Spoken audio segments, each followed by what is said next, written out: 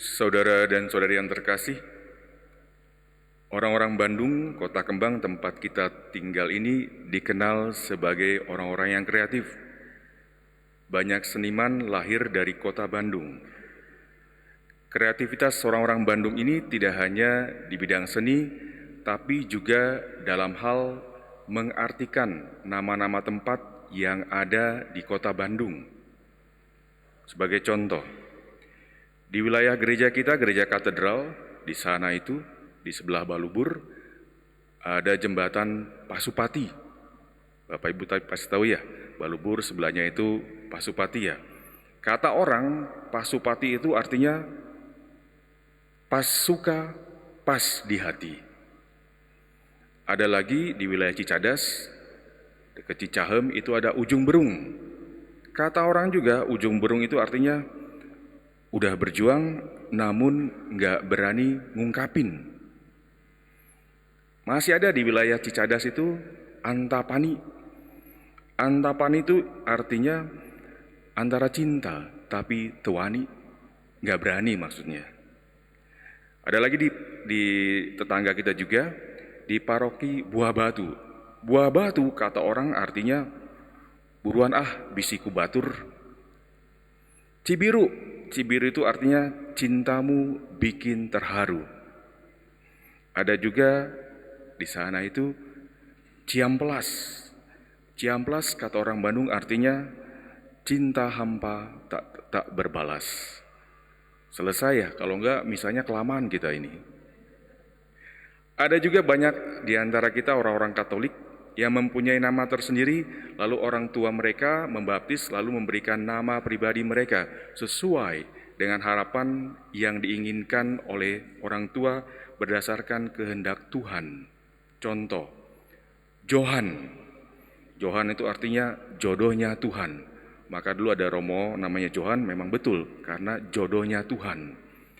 Ada lagi artinya Herman. Herman itu artinya hendaklah engkau rajin beriman.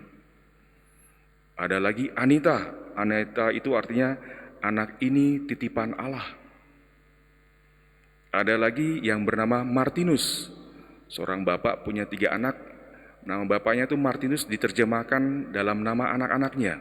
Artinya demikian. Martinus itu artinya Maria yang berdoa, Timotius yang berkarya, dan Agustinus yang bertobat. Ada juga nama Carolus, artinya kasih Roh Kudus dan hati yang tulus. Mungkin nama-nama kita juga mempunyai arti. Entah orang tua kita memberikan nama kita seperti apa. Pasti ada maksud tertentu atau latar belakang di balik pemberian nama tersebut. Juga nama-nama yang muncul dalam bacaan Injil hari ini. Elizabeth itu berarti Tuhan telah berjanji. Suami Elizabeth yaitu Zakaria juga disebut dalam bacaan Injil tadi. Artinya Tuhan telah mengingat.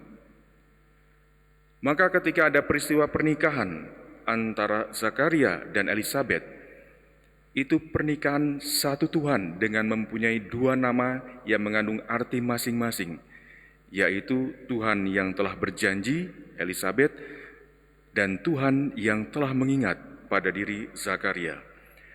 Elizabeth itu sudah lanjut usianya, dan ia disebut dengan mandul dan belum dikaruniai seorang anak. Maka ia takut, ia khawatir, jangan-jangan sampai akhir hayatnya tiba, karunia anak itu tidak datang pada dirinya. Maka ia berpikir, nama saya Elizabeth, artinya Tuhan yang telah berjanji. Apakah Tuhan lupa akan janji yang telah diberikan kepada saya? Tetapi suaminya, Zakaria, hadir di sana untuk menegaskan iman Elizabeth bahwa Zakaria berarti Tuhan mengingat janjinya. Maka ia hadir di sana untuk meneguhkan Elizabeth istrinya bahwa Tuhan tidak pernah lupa akan janjinya.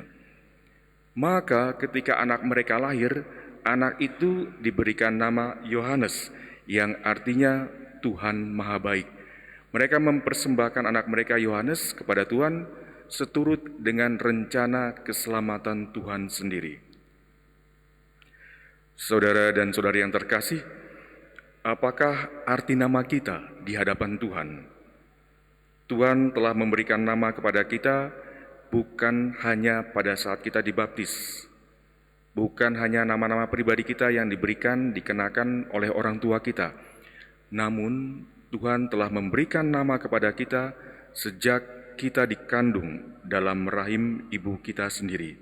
Dan Tuhan sudah mempunyai rencana yang baik atas hidup kita. Marilah sejenak kita melihat nama kita masing-masing. Apakah nama kita juga menyuarakan suatu pesan atau misi yang harus saya laksanakan bagi Tuhan? Bacaan pertama dari kitab Nubuat Maleaki menegaskan kepada kita dua hal. Yang pertama yaitu mengingatkan kita supaya mempersiapkan diri secara maksimal sebelum hari raya kedatangan Tuhan. Dan yang kedua adalah mempersembahkan sesuatu menjelang hari kedatangan Tuhan. Artinya adalah saya berupaya semaksimal mungkin untuk mempersiapkan diri saya supaya dapat menerima Yesus yang lahir pada hari Natal secara pribadi sebagai pengalaman iman dan sapaan Tuhan secara personal bagi diri saya. Yang kedua adalah seperti disebut dalam bacaan pertama tadi, layaknya Yehuda dan Yerusalem memberikan persembahan yang baik kepada Tuhan pada hari kedatangan Tuhan.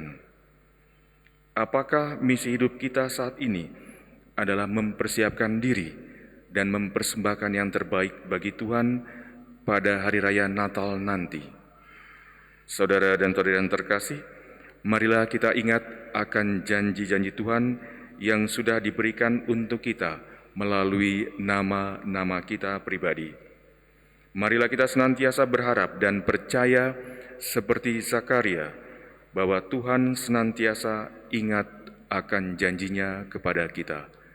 Mari kita hening sejenak.